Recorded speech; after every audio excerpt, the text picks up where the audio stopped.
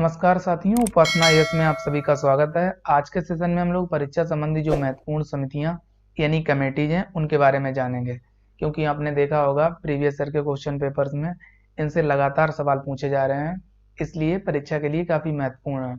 अब आपको इनसे संबंधित कुछ बेसिक बातें याद रखनी है, जिनमें पहली बात है इन समितियों को गठित कौन करता है, दूसरी बात है इनका उद्देश्य क्या है, तीसरी बात इनका नामकरण कैसे किया जाता है। तो आइए एक एक करके हम इन बातों को जानते हैं। पहली बात थी इनका गठन कौन करता है, तो इनका गठन सरकार द्वारा किया जाता है, आपको याद रखना है। दूसरी बात, इनका उद्देश्य क्या है, तो सरकार द्वारा इनको गठित करने का मुख्य उद्देश्य किसी मुद्दे या समस्या को हल करने के लिए कुछ उपाय सुझाने से है, ये आपको याद रखना है। साथ ही इसमें आपको ये भी याद रखना है इन समितियों द्वारा जो उपाय या सिफारिशें की जाती हैं सरकार उनको मानने के लिए बाध्य नहीं है, यानी इन समितियों द्वारा जो सिफारिशें दी जाती हैं वो सरकार के लिए स्वैच्छिक हैं, सरकार उनको चाहे तो लागू करे या रद्द कर दे, ये बात भी आपको याद रखनी है। अब हम लोग जानते हैं इनका नामकरण कैसे किया जाता है। तो आपको पता होगा जब सरकार कोई समिति गठित करती है तो उसमें बहुत सारे सदस्य होते हैं, साथ ही उसमें सरकार एक अध्यक्ष यानी हेड भी नियुक्त कर देती है। उसी के अंडर जो भी सदस्य होते हैं वो रिपोर्ट करते हैं, और जो हेड होता है वो सरकार को उसके बाद कंप्लीट सिफारिशें पेश करता है। तो उसी के नाम पर इस समिति का जो नामकरण है वो किया जाता है। जैसे जयंत मलैया समिति, तो इसमें जो जयंत मलैया साहब हैं वो इस समिति के अध्यक्ष हैं, बाकी भी मेंबर होंगे, ये आपको याद रखना है अच्छे से।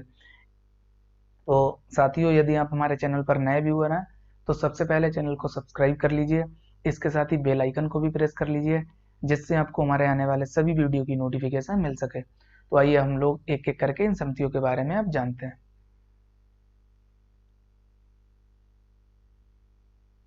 पहली समिति है विनयशील ओबराय समिति, ये काफी महत्वपूर्ण समिति है। तो आइए जानते हैं इसका संबंध किससे है।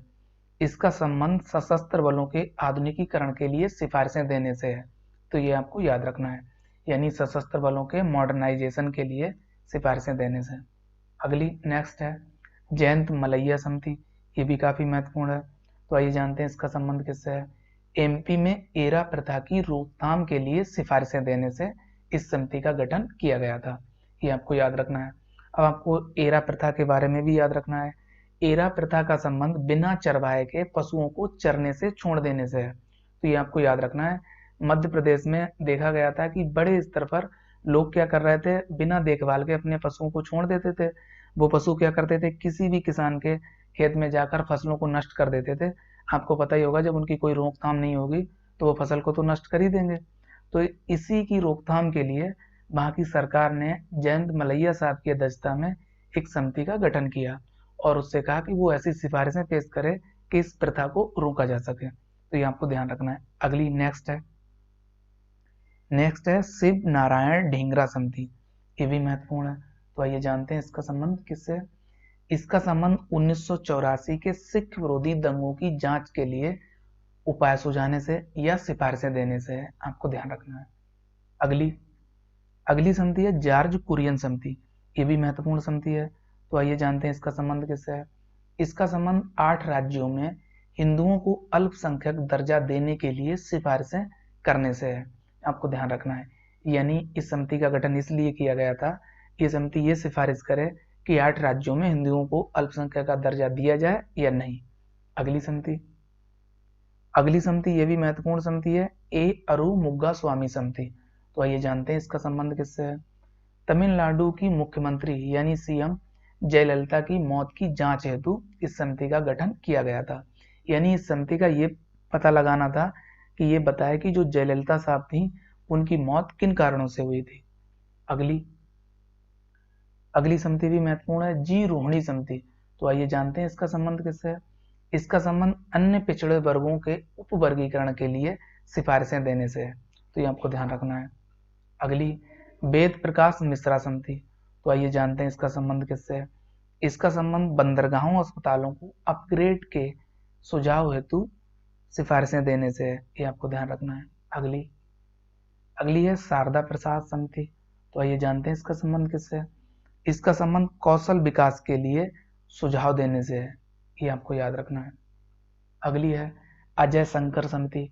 तो इसका संबंध है उद्योगों के लिए मंजूरी को सरल बनाने के लिए कुछ सिफारिशें करना, यानी जो उद्योग हैं उनको लाइसेंस प्रक्रिया को सरल बनाने के लिए कौन कौन सी सिफारिशें की जाती हैं या कौन कौन सी सिफारिशें होनी चाहिए, उसके गठन के लिए अजय शंकर की अध्यक्षता में इस समिति का गठन किया गया।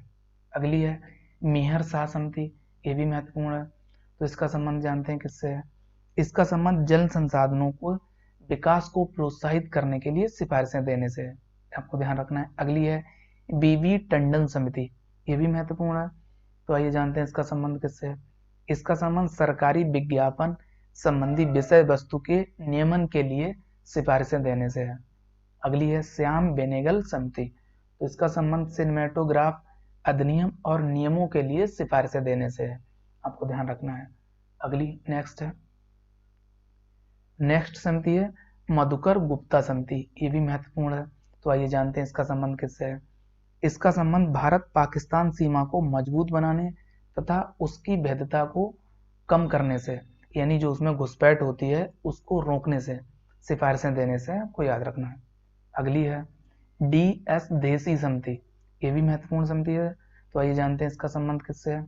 इसका संबंध हरियाणा सरकार द्वारा आरक्षण के लिए सिफारिशें देने से है, ये आपको ध्यान रखना है। अगली है आभासी मुद्रा की जांच हेतु समिति, यानी जो क्रिप्टो करेंसी है उसकी जांच हेतु समिति। तो इस समिति का गठन विशेष सचिव की अध्यक्षता में जो आर्थिक मामलों के सचिव हैं गठन किया गया था, आपको ध्यान रखना है।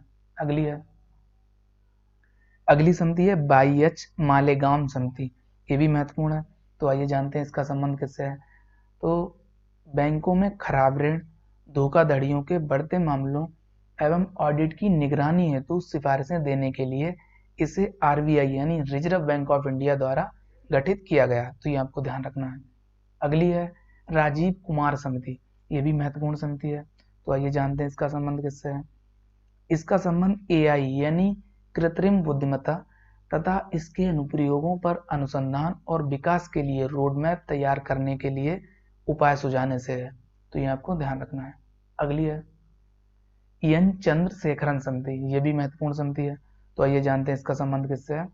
राष्ट्रीय सुरक्षा के परिप्रेक्ष्य में आर्टिफिशियल इंटेलिजेंस यानी कृत्रिम बुद्धिमत्ता के सामरिक निहितार्थों से संबंधित मुद्दों का सुझाव देना, ये आपको याद रखना है। अगली BM कटोच समिति, ये भी महत्वपूर्ण समिति है। तो आइए जानते हैं इसका संबंध किससे है? एक्टिव फार्मास्यूटिकल इंग्रेडिएंट्स यानी बल्क ड्रग्स के घरेलू निर्माण को बढ़ावा देने के लिए उपाय सुझाने से, ये आपको याद रखना है। अगली है S विजय कुमार समिति, ये भी महत्वपूर्ण है। तो आइए जानते हैं इसका संबंध किससे है? गैर सरकारी संस्थाओं यानी NGOs के विनियमन से, यानी जो भी गैर सरकारी संस्थाएं हैं उनके रेगुलेशन के लिए सिफारिशें प्रदान करने के लिए इस समिति का गठन किया गया। अगली समिति है सुभाष गर्ग समिति। तो आइए जानते हैं इसका संबंध किससे है? तो इसका संबंध भारत के वित्तीय प्रौद्योगिकी क्षेत्र के विकास और विनियमन संबंध मुद्दों के लिए सिफारिशें देने से है, तो ये आपको याद रखना है। अगली है डॉक्टर नरेंद्र जाधव समिति, ये भी महत्वपूर्ण समिति है। तो आइए जानते हैं इसका संबंध किससे है? अनुसूचित जाति यानी SC के लिए वित्त आवंटन के लिए सुझाव देने से है, तो ये आपको ध्यान रखना है। अगली समिति है कैलाश गंभीर समिति, ये भी महत्वपूर्ण समिति है। तो आइए जानते हैं इसका संबंध किससे है? विभिन्न राज्यों में आश्रय गृहों की स्थिति के लिए इस समिति का गठन किया गया है, यानी जो विभिन्न राज्य हैं उनमें आश्रम गृहों की जो आश्रय गृह हैं उनकी क्या स्थिति है उसके लिए उपाय सुझाना और रिकमेंडेशन करना है। अगली है N गोपाल स्वामी समिति, ये भी महत्वपूर्ण समिति है। तो आइए जानते हैं इसका संबंध किससे है? 20 उत्कृष्ट उच्च शिक्षा संस्थानों की पहचान करने हेतु सिफारिशें प्रदान करना, तो ये आपको ध्यान रखना है। अगली है रक्षा नियोजन समिति, ये भी महत्वपूर्ण समिति है। तो आइए जानते हैं इससे संबंधित पॉइंट। तो सबसे पहले आपको याद रखना है इसके अध्यक्ष कौन है, यानी किसकी अध्यक्षता में समिति का गठन किया गया। तो इस समिति के अध्यक्ष अजीत डोभाल हैं, जो हमारे राष्ट्रीय सुरक्षा सलाहकार भी हैं।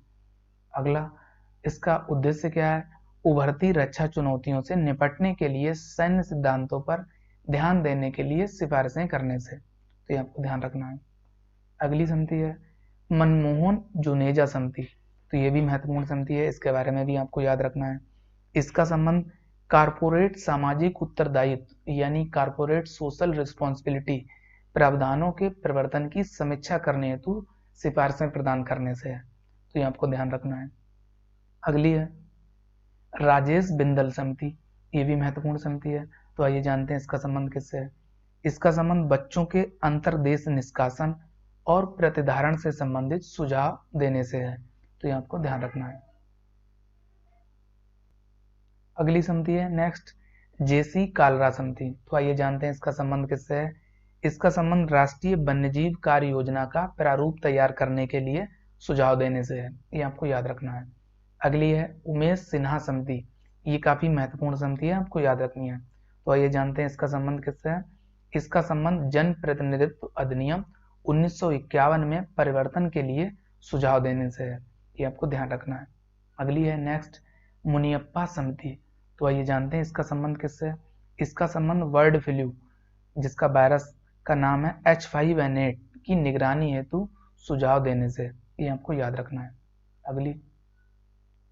अगली है न्यायमूर्ति SP गर्ग समिति, ये भी महत्वपूर्ण समिति है। तो आइए जानते हैं इसका संबंध किससे है।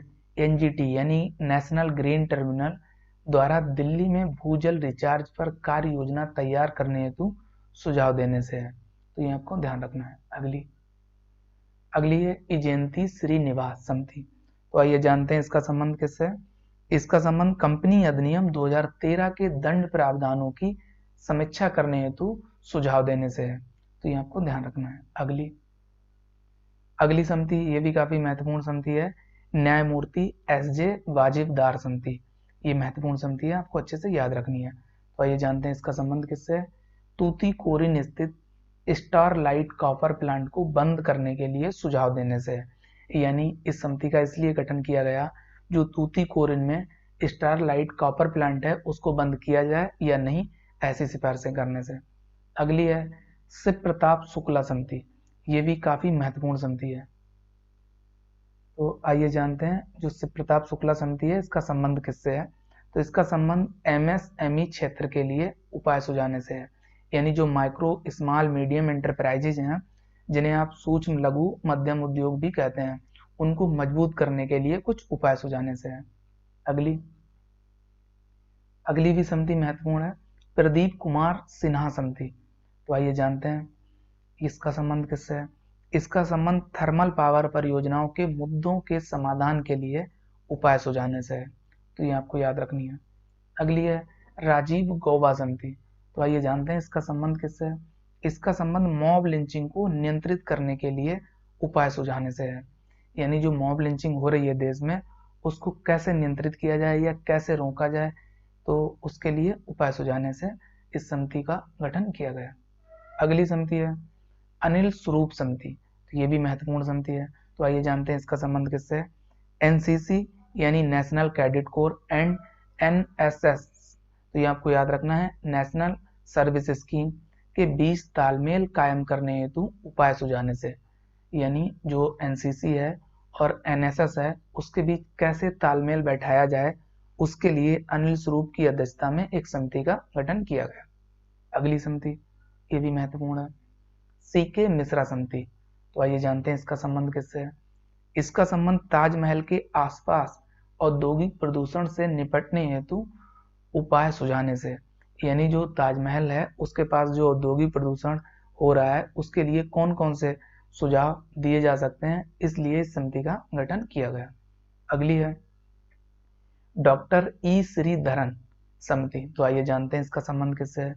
इसका संबंध मेट्रो रेल में मानकीकरण और सुदेशीकरण को बढ़ावा देने के लिए कौन कौन से सुझाव दिए जा सकते हैं इसके लिए किया गया।